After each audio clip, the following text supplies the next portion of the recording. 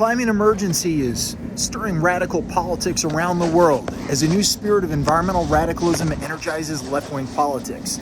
Most notably, the left wings of both the Democratic Party in the United States and the Labour Party in the United Kingdom have committed themselves to programs known as the new Green New Deal. Across Europe, the Greens now rival right-wing populists in their political energy. For the established environmental movement, this surge in attention has come as something of a shock.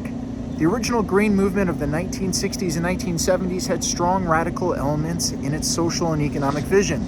But for most of the 1990s and 2000s, Big Green kind of went mainstream. When it came to climate change, government regulation and investment were unfashionable. Market-based solutions focused on emission trading and carbon pricing were what we went with. Global climate negotiations became a giant diplomatic roadshow.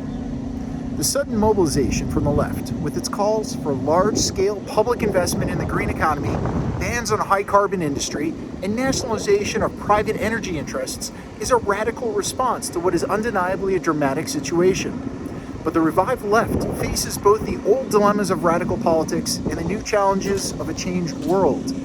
The left's reoccupation of environmentalism is absolutely no accident. It's driven by the urgency of anti-capitalist protests, and in the wake of the past financial crisis and the protest movement against the lopsided austerity that followed it. It's energized by the extraordinary escalation of the climate crisis that was made clear by the International Panel on Climate Change back in 2018. A left-wing critique of capitalism and urgent climate activism are linked as never before.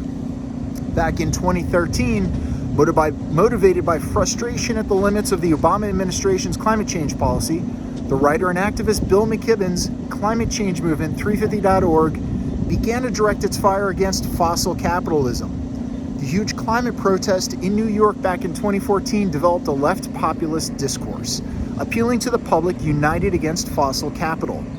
The denunciation of neoliberalism in Naomi Klein's This Changes Everything gave a manifesto to the Green New Left. This movement includes the Fridays for Future campaign of school strikes and the Blocktavia activist group, for which Klein is the figurehead. That seeks to coordinate blockades of key sites of fossil fuel development around the world. The new Green Left restates the inconvenient truth that it's not humanity as such that is responsible for the climate crisis, but it's profit-driven fossil fuel capitalism. The new Green Left restates the inconvenient truth that it is not humanity as such that is responsible for the climate crisis. Again, it's that profit-driven fossil fuel capitalism. The consumption habits of a small fraction of the most affluent people worldwide fuel much of this giant machine. The extreme inequality of our age is thus an environmental issue. So is corporate power. It was ExxonMobil and its partners in the fossil fuel industries that conspired to muddy the waters of the scientific debate about climate change, even though their in-house experts had given their management a clean view of the risks. For 30 years, the basic logic of climate change has been really well understood, but emissions have continued to surge. At this point, radical action is not so much a choice as it is a necessity.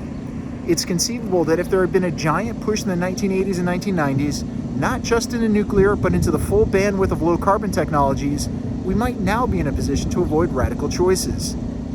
But that was the age of the market revolution. The stage was set for globalization and a giant boom in the emerging market growth. We had a glut of oil, gas, and coal that sent energy prices to historic lows. Government research and development on non-fossil fuel energy collapsed. The world has now left things so late that drastic measures are required. Even if we do not aim for radical social transformation, even if we aim for nothing more than to preserve the status quo, the environmental movement now argues persuasively that we've got to go beyond our toolkit of carbon pricing and cap and trade. The climate left argues instead for a broad-based push, led by a government and backed by a popular coalition behind decarbonization. This push is not only going to price carbon, but ban its use. It will require fundamentally reorienting the energy sector and curbing the excessive consumption by the super rich. If capitalism's adherence to property rights and markets is allowed to dictate what is possible, the left is arguing, it's going to lead us all to disaster. Not only are the affluent driving the crisis, but the effects of climate change are beginning to make themselves felt. The impact is going to be most severe at the bottom of the social pile. So this is a big driver for the new Green Left. After decades of neglect, the challenge is to reinvent our welfare state. Of course, the climate emergency isn't confined to national borders. It is basically a global issue, and here too, the left is claiming leadership. The left is the only political tendency in the West that has consistently stood up to cosmopolitan solidarity. It's worked to recognize the legitimacy of the interests and demands of indigenous peoples and the interests of small island and the least developed states. It's not really altruism. If you're going to insist that the Amazon rainforest is not only a Brazilian carbon asset, but also a carbon sink for the world, how are you going to avoid the charge of eco-imperialism? Given humanity's mutual entanglement, building a platform of credible internationalism and solidarity is a political necessity. So, what are we going to do? The left has thrown itself with new vigor into the environmental struggle with a sense of both crisis and historic opportunity. The question is what tensions this new engagement will expose. Framing the carbon challenge and the climate challenge as one of capitalism and deep structures of social inequity have given the contemporary environmental movement a powerful intellectual grip on the problem. It calls on both politicians and the public to think beyond technical fixes and gee-whiz pricing mechanisms that will properly align incentives. But it also raises a question. If the problem is capitalism, what on earth can you do about it? So as the saying goes, we live in an age in which it is easier to imagine the end of the world than the end of capitalism. It's not for nothing that the historical imagination of the climate left, at least in the Anglosphere, it circles around the 1930s and the 1940s. The Green New Dealers based themselves in a narrative that spans the Franklin Roosevelt administration, the transatlantic war efforts of World War II, Bretton Woods, the post-war welfare state in Britain, and the Marshall Plan. This history evokes a moment in which progressives answered a set of historic crises, from the Great Depression to fascism, with a concerted program of domestic reform, economic mobilization, and international cooperation. For a spectrum that stretches from the radicals of the democracy in European movement in 2025 to a Democratic Party centrist like Al Gore, the mid-century movement demonstrates that the left can lead in devising a response to the climate crisis.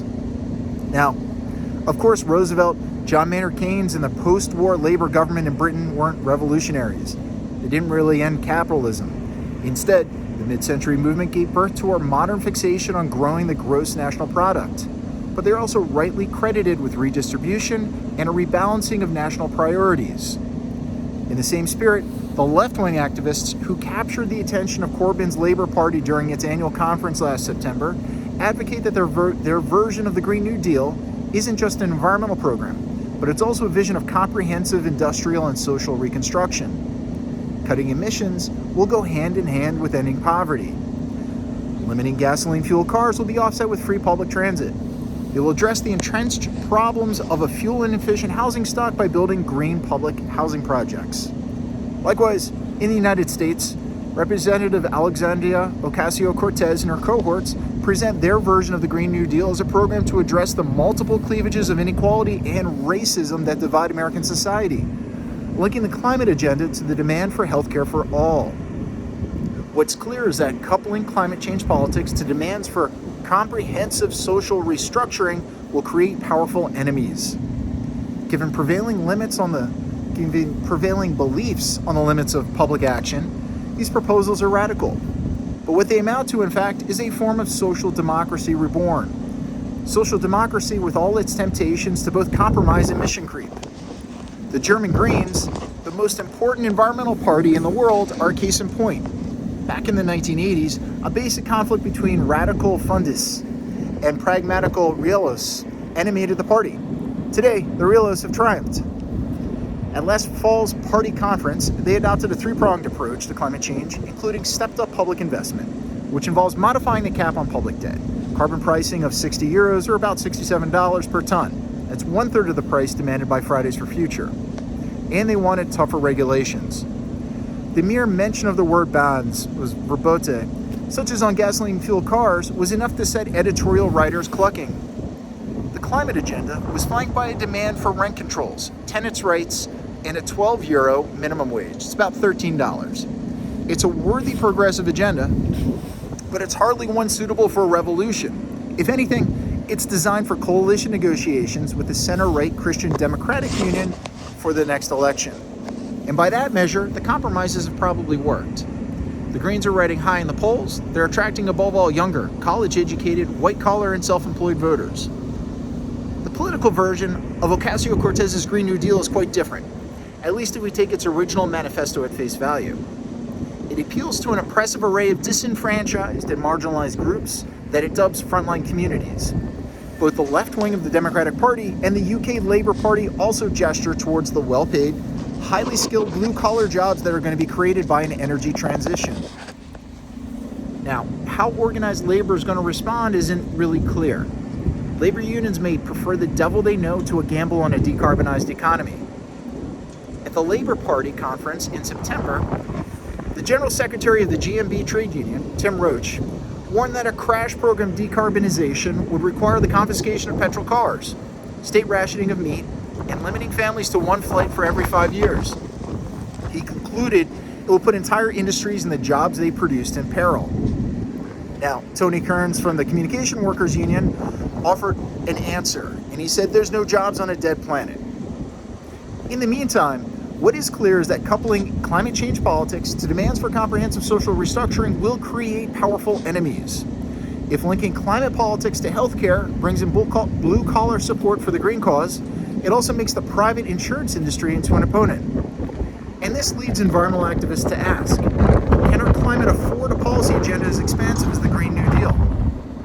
Well, when the new United States Congress sits in 2021, according to the IPCC, we will have 9 more years to stave off climate disaster.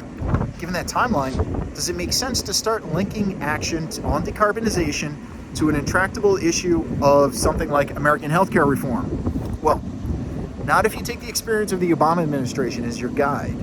Back in 2009, implacable Republican opposition to Congress forced the administration to sacrifice its environmental program to the legislative priority of healthcare.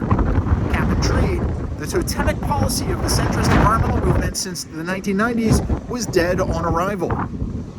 Summoning the urgency of the climate crisis gives the left a new energy. This experience points to the deeply ambiguous logic of crisis politics. Summoning the urgency of the left crisis gives the left a new urgency. But if the evocation of crisis is more than a rhetorical device, it must also impose constraints and choices. In a foxhole, survival is paramount and radicalism fades. Against the backdrop of decades of neoliberalism, it's easy enough to see the attraction of World War II as a historic example of government action. In both the United States and Britain, the left played an important role in the war effort, but it would be naive to imagine that this was a moment of radical opportunity. Labor union activists and social democratic promises were always subordinate to the immediate demands of the war and the entrenched influence of big business. The radicalism of the early New Deal war was buried in the war. The climate emergency is apocalyptic in its implications. Does it leave any room for other agenda items? The militants of the Extinction Revolution movement deny that there's anything else. The Extinction Rebellion movement basically denies anything else matters. Their cause, they declare, is beyond politics. They call on their followers to start by mourning the world that is slipping away before our eyes. In Britain, they've taken to sabotaging commuter trains. In return, they have felt the fury of mad passengers. Although individual activists associated with the movement are avowedly anti-capitalist, the movement as a whole is distinctive precisely for its refusal to engage with broader political questions. Extinction Rebellion activists demand people's assemblies, not specific political communities and commitments. They demand decarbonization by 2025 without offering a program to get there. In this way, they take the logic of emergency anti-politics to its extreme conclusion. Not surprisingly, there are some on the left who regard them as a millenarian sect. In the midst of a general election in which Labour was campaigning for full decarbonization by 2030, the rebels, as they like to call themselves, launched a hunger strike outside the party's main office. Basically, this was what they said was the first truly shared global crisis. And it can't have a left-wing solution. Not only do extreme crises force invidious choices, they also make strange bedfellows. In an emergency, you can't afford to be choosy. Your enemy's enemy becomes your friend. Despite the fond imaginings of Ocasio-Cortez and her cohorts, World War II was not won by the New Deal or by digging in victory. The effort on the home front in Britain and the United States was modest in comparison with that of other combatants. The dirty work of winning the war against Nazi Germany was done by the Soviet Union and its Stalinist regime at a cost far greater than anything the West has ever experienced. If the American and British advocates of a Green New Deal are inspired by Roosevelt's demands to deliver tens of thousands of warplanes, then who, we'll ask, is going to win the carbon war on the ground? The basic lesson of the mid-20th century crisis is not that the Western capitalist democracy rose to the challenge. The lesson is that whatever progress was achieved was enabled by an alliance with the protean violence of the Soviet regime, with which, after 1945, we found ourselves in a lethal standoff, dividing the world and threatened nuclear annihilation. The obvious question for the present is the relationship of the new climate left in the West to China. In the 1930s and 1940s, the Popular Front gave shape to relations between socialists, social democrats, communists, and the Soviet Union. So, what is the relationship of the Western left today to the Chinese Communist Party regime today?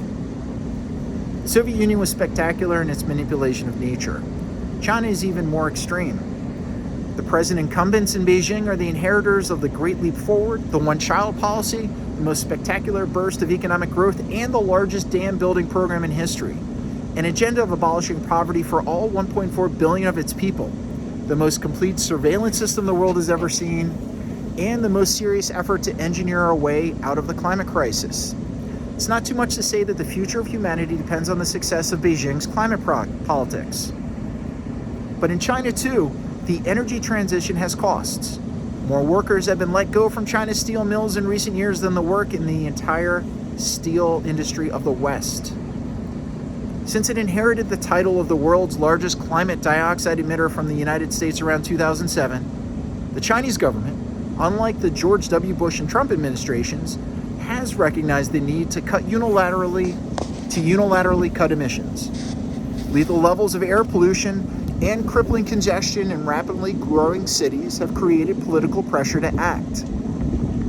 The industrial policy advantages of seizing the initiative in wind, solar, and electricity-powered transportation are obvious. But in China too, the energy transition has costs. China's heavy industrial workforce is gigantic. More workers have been let go from China's steel mills in recent years than work in the entire steel industry of the West.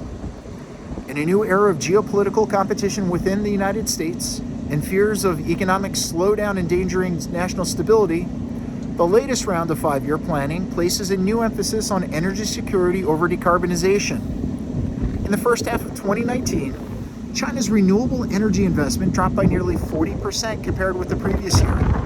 In the next few years, we'll see something like 148 gigawatts of Chinese coal energy, close to the European Union's entire output, come online. Now, coal may be dirty, but it's also cheap and local. Meanwhile, US and European liberals, faced with China, are divided between a desire to uphold a commitment to human rights, fading hopes of economic and political convergence, and a tug of realpolitik.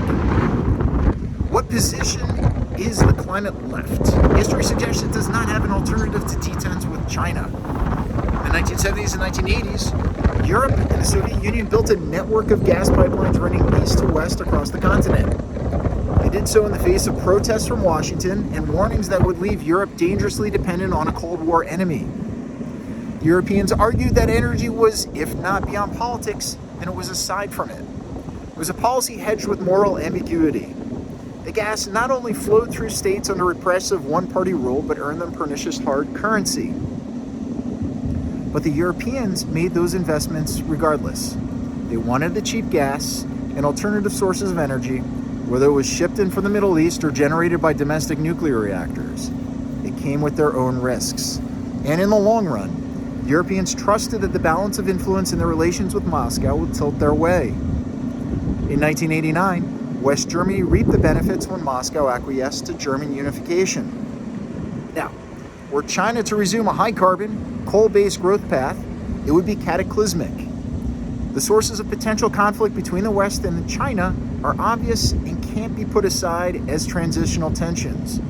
They extend to the fields of energy and climate. Were China to resume a high-carbon, coal-based growth path, it would be cataclysmic. If it opts for relatively low carbon imported oil and liquid natural gas, this would force the issue of maritime security. And if it plunges headfirst into renewables, given its size, this will create fierce competition over rare earth deposits and dwindling copper supplies. But faced with the existential crisis and threat from climate, there are obvious possibilities for cooperation. A short list would include helping to green China's international investments as part of its Belt and Road Initiative, cooperating on the administrative procedures necessary to make international carbon pricing work, and defining common standards for green finance. Now, this is boring stuff, but it's what a green agreement could be made of. For the climate left, there isn't another option. China today already emits more carbon dioxide than the United States and Europe combined. The West is a junior partner in whatever collective climate solution Beijing and the other emerging Asian powers can live with. Socialism is always going to be defined by efforts to tame and overcome capitalism. In the 20th century, it was reshaped by total war, the struggle over decolonization, anti-racism, and the battle for human rights. If socialism has a future in the United States and Europe today, it's going to be defined in relation to those two challenges: the struggle to mitigate and adapt to climate change while adjusting to the West's junior position in a rebalanced world. None of the West's major political ideologies, conservatism, liberalism, or socialism, shaped as they are by the history of the 19th century, are particularly suited to such a future. The only sensible alternative for tomorrow may be the ideology most commonly dismissed as radical today.